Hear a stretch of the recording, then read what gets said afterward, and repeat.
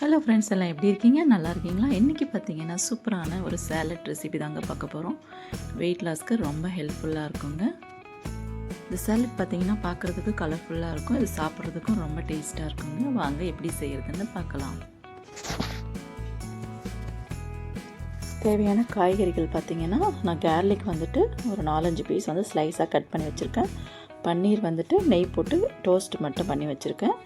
Carat and beans பார்த்திங்கன்னா boil பண்ணி எடுத்து வச்சுருக்கேன். 2 ஆனியன் வந்து 4 பீசஸாக கட் பண்ணி எடுத்து வச்சுருக்கேன். அடுத்து கூட வந்து கேப்சிகம், தேவையான கேப்சிகம், அப்புறம் பச்சை மிளகாய், லெமன் ஜூஸ் அண்ட் கொஞ்சம் பெப்பர், தக்காளி, இது தாங்க தேவையானது.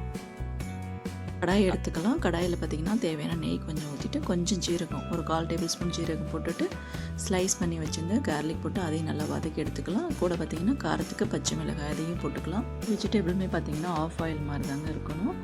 ஃபுல்லாக வந்து நல்லா அதை வதக்கி விடக்கூடாது, அப்போ தான் சேலட் நல்லாயிருக்கும். அது கூட பார்த்திங்கன்னா கேரட் பீன்ஸ் இதையும் ஆட் பண்ணிக்கலாம். அது கூட பார்த்திங்கன்னா கேப்சிகம், இது வந்து எல்லாத்தையும் வந்து ஒரு ஆஃப் ஆயில் பதத்துலேயே நம்ம வந்து வதக்கி எடுத்துக்கலாம்.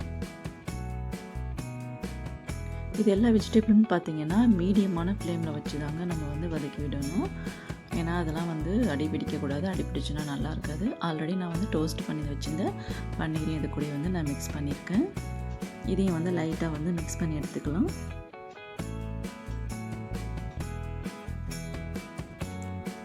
இது கூட பார்த்திங்கன்னா லாஸ்ட்டு தான் வந்து நம்ம தக்காளி சேர்க்குறோம். நம்ம தக்காளி வந்து முதல்ல சேர்க்கக்கூடாது, கொஞ்சம் லாஸ்ட்டில் சேர்த்துக்கணும். அப்போ தான் வந்து தண்ணி பதம் வந்து விடாது. இந்த சேலட் வந்து ரொம்ப டேஸ்ட்டாக இருக்கிறதுக்காக நம்ம வந்து சால்ட் அண்ட் பெப்பர் வந்து அதுக்கு தேவையானது வந்து நம்ம ஆட் பண்ணிக்கணும்.